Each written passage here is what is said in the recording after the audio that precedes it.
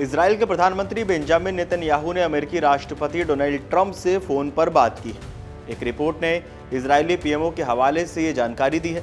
दोनों नेता फोन पर हुई इस बातचीत में निकट भविष्य में वॉशिंगटन में मिलने पर राजी हुए हैं। इजरायली पीएमओ के बयान के अनुसार नेतन्याहू ने अमेरिका की स्थापना की 250वीं वर्षगांठ पर ट्रंप को बधाई दी और कहा, अमेरिका ही वो देश है जो दुनिया की आज़ादी सुनिश्चित करता है और इजराइल दोनों देशों के बीच के मजबूत संबंध की सराहना करता है।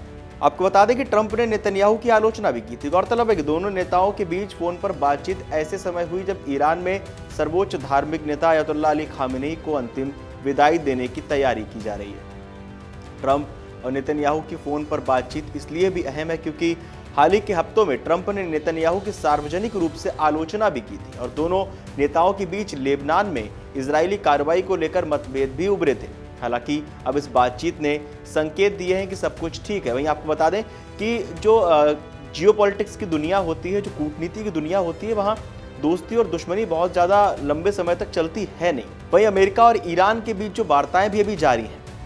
1 जुलाई को दोहा में अमेरिकी और ईरानी वार्ताकार हैं, उन्होंने कतर और पाकिस्तान के साथ अलग अलग बैठकें भी की थी।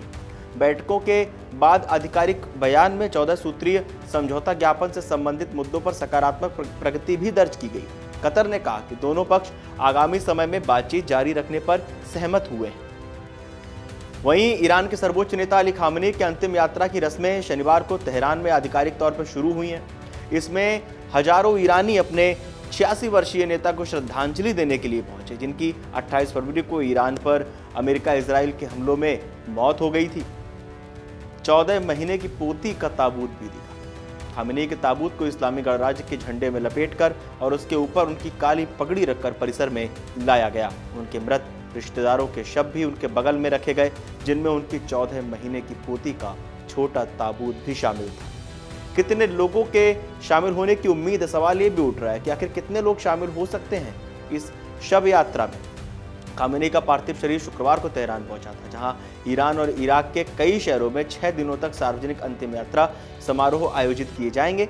उनके पार्थिव शरीर को ईरान और पड़ोसी देश इराक के शहरों से होकर ले जाया जाएगा। इस्लामी गणराज्य के सैकड़ों समर्थक शुक्रवार शाम को ही तेहरान के ग्रैंड मोसाला के बाहर जमा हो गए थे, जिसे आज जनता के लिए खोला गया। अधिकारियों ने कहा कि उन्हें उम्मीद है कि अगले 3 दिनों में अकेले तेहरान में 15 से 20 मिलियन लोग शामिल हो सकते हैं। वहीं आपको बता दें कि अमेरिका मुर्दाबाद के नारे भी लगे। जैसे ही द्वार खुले, हजारों लोग शोक संतप्त कार्यक्रम स्थल में प्रवेश कर गए। वहां विशाल परिसर का मुख्य प्रांगण लोगों से भर गया। रिपोर्ट्स के मुताबिक शोक संतप्त लोगों ने लाल बैनर ले रखे थे अपने हाथ में, जो प्रतिशोध के आह्वान का प्रतीक है। इसके साथ ही वे अमेरिका मुर्दाबाद और प्रतिशोध के नारे लगा रहे थे।